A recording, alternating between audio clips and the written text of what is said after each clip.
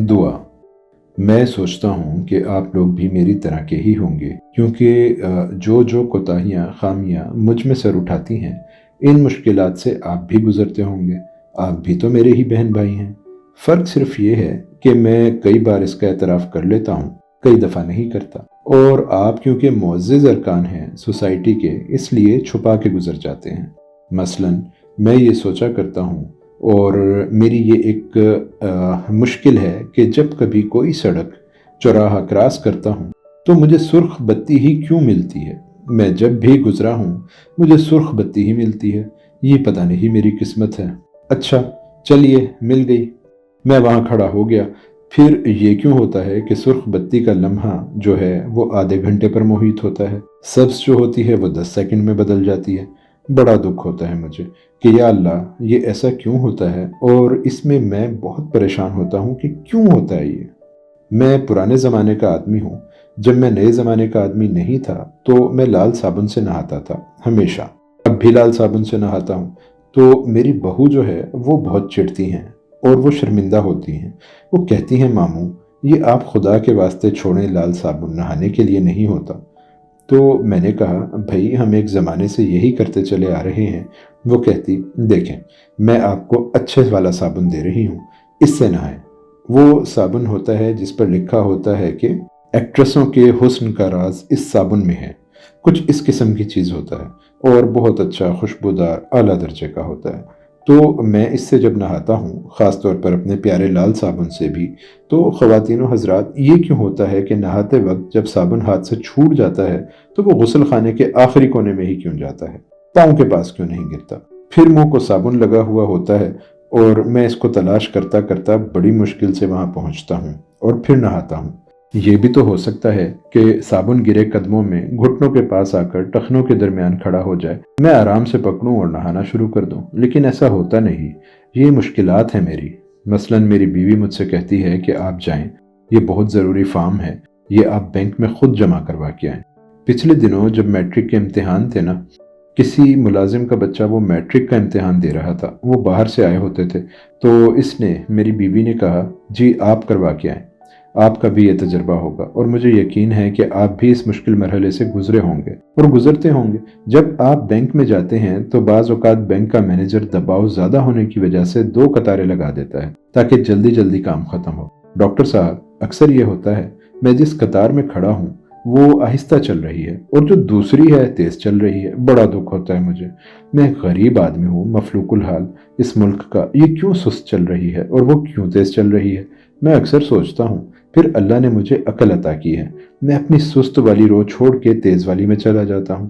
یوں میں وہاں پہنچتا ہوں تو وہ سست چلنے لگتی ہے، وہ دوسری والی جس کو میں نے چھوڑا تھا وہ تیز چلتی ہے۔ تو زندگی کے اس پیچ و خم سے مجھے بڑی شکایات رہتی ہیں اور میں جھگڑتا بھی رہتا ہوں، لیکن ہوتا یہی ہے۔ پھر جب میں شام کو تھک ہار کے واپس آتا ہوں تو پھر میں شکوہ شکایت نہیں کرتا، کیونکہ یہ ہوتا ہے تو سب کے ساتھ ہوتا ہے، یا میرا ویژن ایسا ہے، یا مجھے یوں لگتا ہے۔ میں یہ سمجھتا ہوں کہ دنیا کے سارے پہاڑ مجھے پر ٹوٹے ہیں، یہ سرخ بتی مجھے کو ملتی ہے، میرا ہی صابن پھسل کر کونے میں جاتا ہے، وغیرہ وغیرہ۔ لیکن اس میں ایک تکلیف دہ بات جہاں میں پہنچنا چاہتا ہوں وہ یہ ہے کہ یہ جو دعا ہوتی ہے نا، جب ہم دعا مانگتے ہیں، اس کے مانگنے کے وقت اور اس کے مانگنے کے طریق کو اپناتے ہوئے مجھے بڑی مشکل کا سامنا کرنا پڑتا ہے۔ جب بھی پڑھتا تھا اب بھی پڑھتا ہوں۔ مثلاً یہ کہ کبھی کبھی نماز پڑھنے کے بعد جب میں اتحیات پر پہنچتا ہوں تو میری جان آفت میں پڑ جاتی ہے، پھر میں کھٹا کھٹ اس کو ختم کر کے اور سلام پھیرنے کی کرتا ہوں، اور جب میں سلام پھیرتا ہوں تو پھر آگے آتا ہے دعا کا مرحلہ۔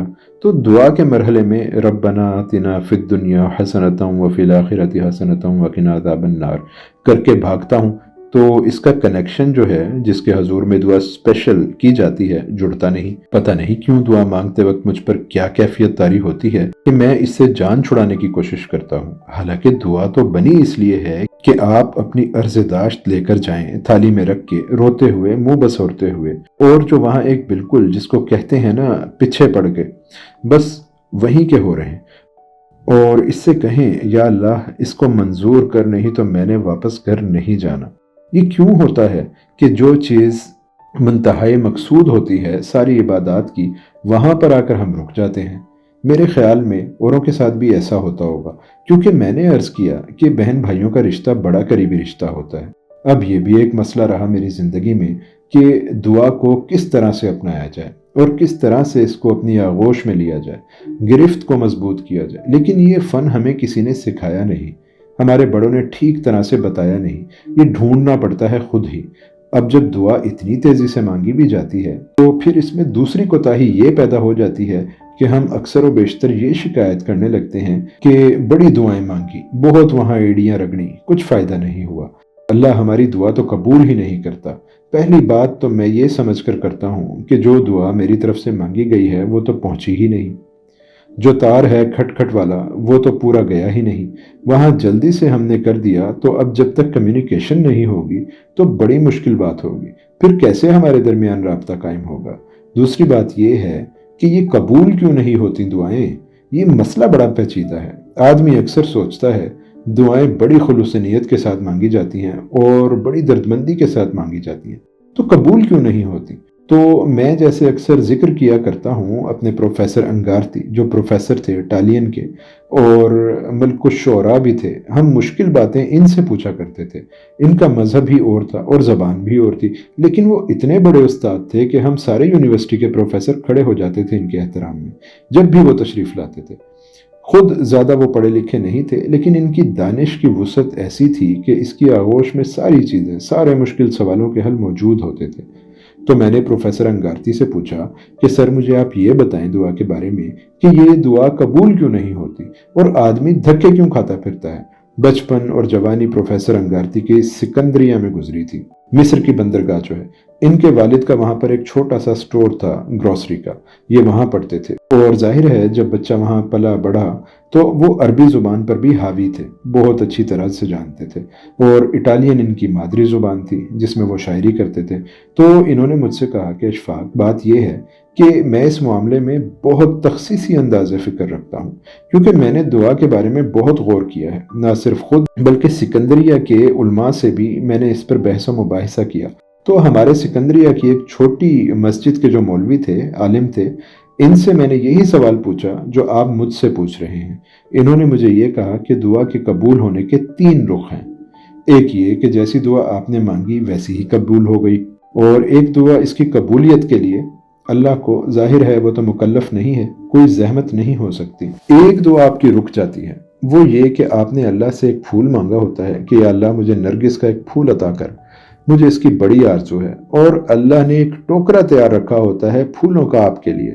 جب آپ بار بار ایک پھول کی رٹ لگاتے ہیں تو اللہ کہتا ہے میں اس کو کیسے سمجھاؤں کہ میں نے تو اس کے لیے بڑی نعمتوں کی تیاری کر رکھی ہے۔ لیکن جب آدمی بہت اصرار کرتا ہے، بہت زور دیتا ہے، تو پھر کہتا ہے چلو اس سے ایک پھول ہی دے دو، ٹوکرا ابھی رکھ لو، لیتا ہی نہیں ہے، اب کیا کریں؟ اس کے لیے بعض اوقات یہ ہوتا ہے کہ جو کچھ آپ نے مانگا ہوتا ہے وہ اللہ کی مرضی کے مطابق ملتا ہے آپ کو، آپ کے ججمنٹ پر، آپ کی عقل پر، آپ کی دانش پر اعتبار نہیں کیا جاتا، آپ کو زیادہ ملتا ہے۔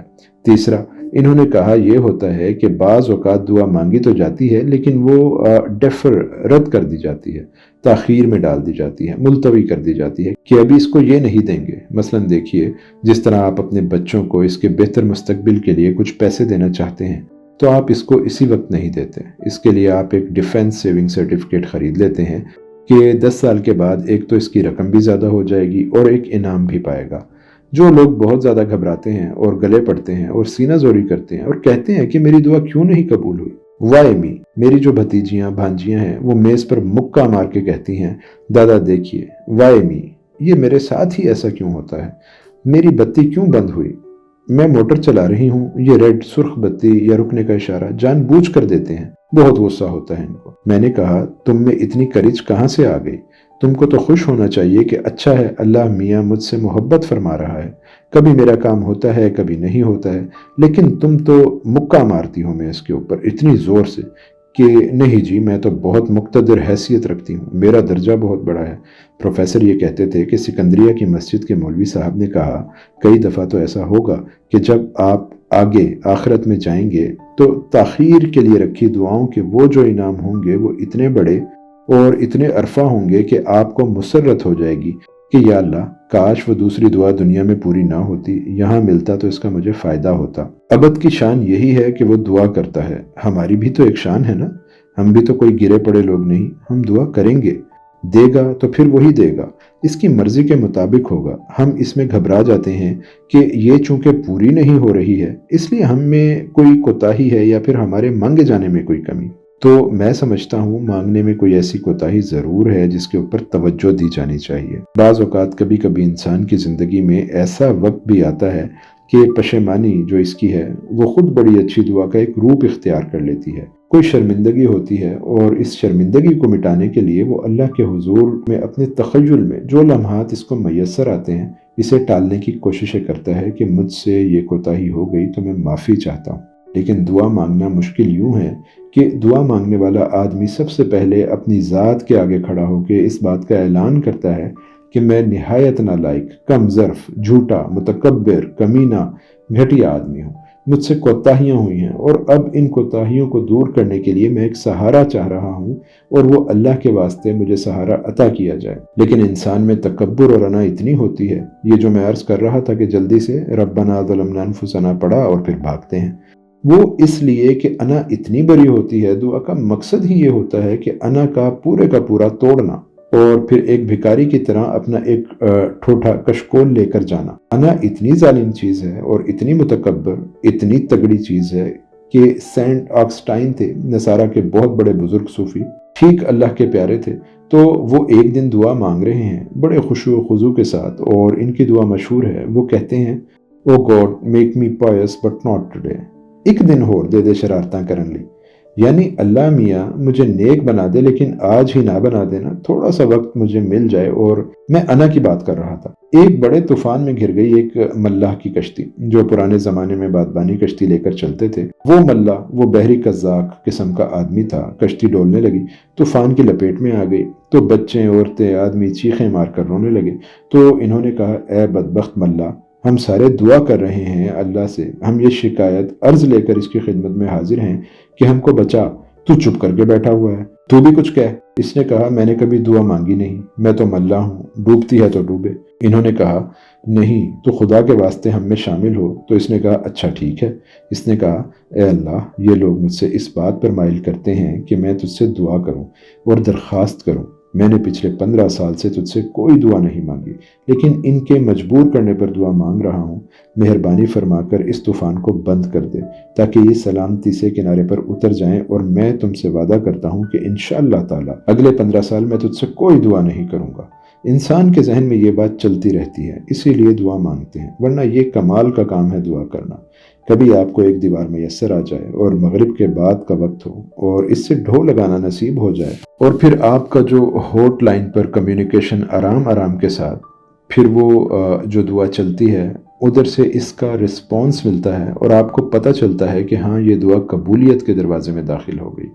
میں یہ عرض کر رہا تھا کہ بعض اوقات کوئی خفت شرمندگی جو ہے وہ بھی دعا کا روپ اختیار کر لیتی ہے، یہ چلتی رہتی ہے۔ جو ہی آدمی خفیف ہوا، شرمندہ ہوا، اس کی انا ٹوٹی، وہ بڑی نعمت کی گھڑی ہوتی ہے، پھر انسان کے بارے نیارے ہو جاتے ہیں، وہ ابدیت کے دائرے میں پورے کا پورا سما جاتا ہے۔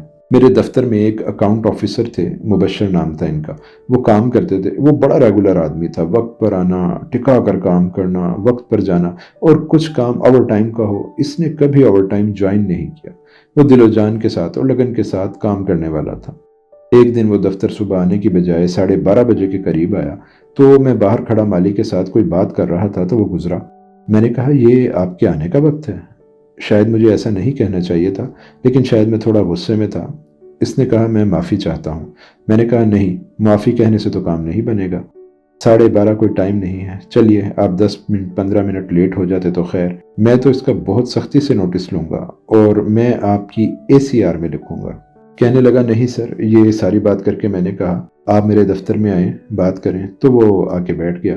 وہ انا کی بات جو میں آپ سے عرض کر رہا تھا، اس نے آ کر کہا میں بہت معافی چاہتا ہوں، میں بڑا شرمندہ ہوں کہ میں وقت پر نہیں آ سکا۔ میں نے کہا خالی شرمندگی سے کچھ نہیں بنتا، یہ تو آپ کو ایکسپلین کرنا پڑے گا۔ کہنے لگا نہیں بس آپ مجھے معاف کر دیں، میں باس تھا، جیسا ہوتا ہے باس، ایک نہایت بیہودہ چیز، یعنی باس کچھ بھی نہیں ہوتا، انسانیت تو ہوتی ہی نہیں اس میں۔ تو میں نے کہا نہیں، وہ کہنے لگا بات یہ ہے کہ میری بیٹی 3rd ایئر میں پڑھتی ہے، وہ رات اپنی ماں سے جھگڑی اور غصے میں آئی، ماں کی اور بیٹی کی کچھ تو میں ہوئی، وہ گھر سے نکل گئی۔ میں آیا تو رو کے کہا، میری بیوی نے کہا شازیہ تو نہیں ہے۔ میں نے کہا میں کہاں ڈھونڈوں سردیوں کی رات میں اسے، ساری رات بیچارہ آدمی، شریف سا نیک سا آدمی اور جوان بیٹی، وہ چلتا رہا، تلاش کرتا رہا۔ بعد میں کافی تلاش کے بعد مجھے خیال آیا وہ ایک سہیلی کا ذکر کیا کرتی تھی، وہ یہاں سنہری مسجد کے پاس۔ تو میں اندازے سے زور لگا کہ شاید جھگڑی ہے، لڑی ہے، اللہ کرے اس کے پاس چلی گئی ہو، ورنہ زمانہ جیسا خراب ہے، آپ اسے جانتے ہی ہیں، اور باپ کا جو حال ہوتا ہے برا۔ تو میں گیا تو اس گھر کا دروازہ جا کے کھٹکھٹایا رات کے وقت 1:30 بجے۔ تو اس سہیلی کا والد نکلا۔ میں نے اس سے ڈرتے ڈرتے پوچھا شازیہ؟ تو اس نے کہا دونوں سہیلیاں سوئی ہوئی ہیں۔